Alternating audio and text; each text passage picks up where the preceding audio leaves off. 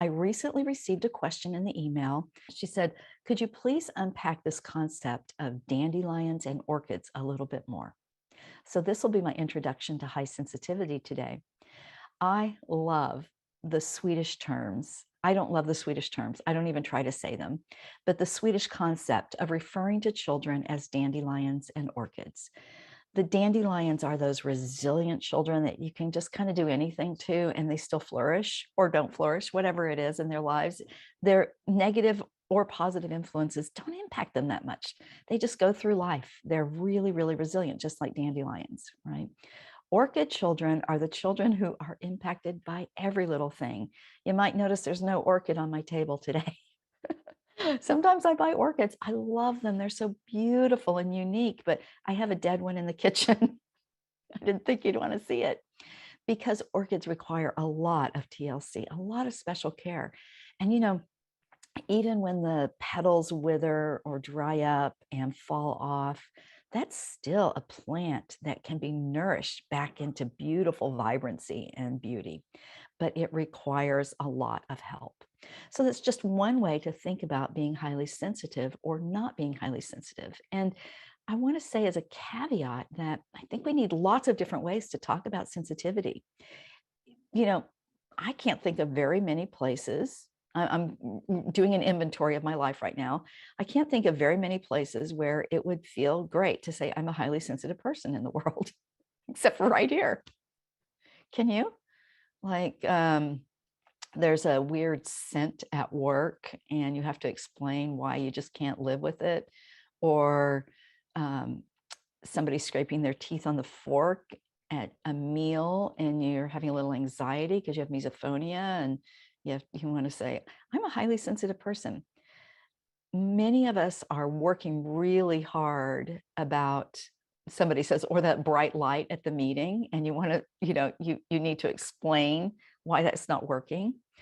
And many of us have gotten really, really great at this point in our lives, especially if you're in this community and you're working really hard on being a thriving, highly sensitive person in the world, you've gotten good at talking about it, and that's great. But we need lots of different ways to talk about it. So, and especially some people have a harder time, or in some environments like corporate world, or thinking about teenagers and adolescents, like what adolescent wants to say you're a highly sensitive person? I've had adolescents, teens, clients, weeping to me saying, I just want to be autistic or ADHD. I don't want to have to tell people I'm highly sensitive. It's better to have something that you can understand, right, to explain. So sometimes we talk about having a finely tuned nervous system or just being finely tuned. Sometimes we talk about having a more reactive brain or a more noticing brain. And, you just kind of say, you might notice that some people, you may know that some people just notice more than other people. I'm one of those people. Not only do I notice them, but I think about all those things and they impact me. It's not that I see, hear, taste, or smell better than you. It's that I have to think about all those senses when they're happening. Same with feelings. So for some people, talking about orchid and dandelion, like me, I think I said in one of my travel vlog videos that I want to have a t-shirt that says high maintenance and proud of it. I mean, am I actually proud of being highly high maintenance? No, not really, but I embrace it, man. That's just who I am. So that is my little spiel about orchid and dandelion. I think it's just really a beautiful way to talk about us, and it really doesn't work for some people. And, when I'm talking with sensitive youth, I talk about, having a a Tesla or a Jaguar or an Apple Watch or something that you really have to take better care of, right? You can't just, I have to wear Timex when I wear a watch, like a $35 Timex. That's the only thing that can survive me because it's really hardy and I'm really hard on my watches.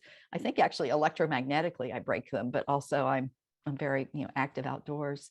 So I'm not a Timex. All right. I'm a smartwatch. Do I have a smartwatch? No. Why? Because I would break it because it needs a lot of care. And I'm giving all my special care to me. So I hope that's helpful, hearing me talk about myself and other ideas about how to talk about it.